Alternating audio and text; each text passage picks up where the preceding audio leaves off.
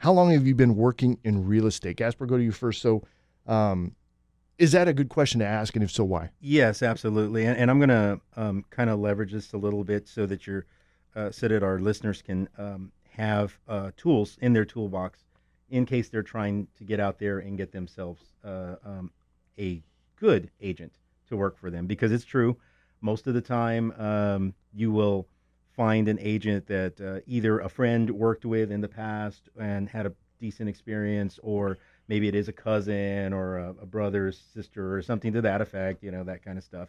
Um, but the most important thing I could tell you is the National Association of Realtors did another survey, and they found overwhelmingly the thing that the customer was focusing on the most was competency.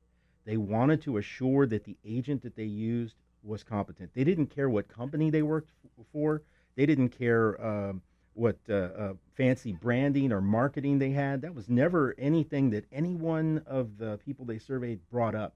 It was whether they were competent or not to get the job done correctly. Okay, but let's talk about competency for just a second Yes. then. So what does that mean, competency? Is that like, they can get it on the MLS, they can put a sign in your yard, but they know how to handle contracts, they know negotiations. I mean, what do we just briefly go through kind of a short checklist of what you mean when you say competency? Yeah, and it actually involves everything that you just listed, Yeah. and more. So when you want to be able to assure that the individual that you are vetting is competent, you can go to the Texas Real Estate Commission website. That's trec.texas.gov. And in there, you actually have a license search that you can do. You can put in the agent's name. You can put in the agent's license number. When they go in there, it's going to come back and kick back to the potential client there all of their education and any issues that they've had with complaints in the past. This Okay. is the type of stuff that you really want to know when you're trying to vet the individual.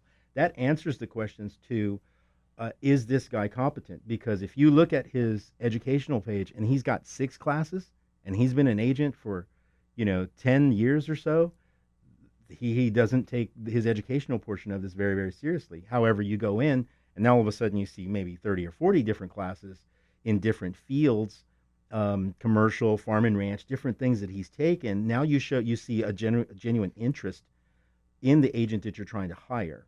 And you can also look and see if there's been any complaints made to the licensing board. If Okay. there's anything that's come up on there, it's going to pop up.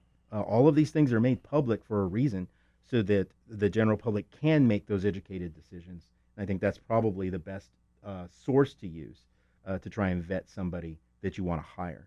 Gotcha. All right. Yeah, competency is huge. Somebody can talk a good game, doesn't necessarily they execute well.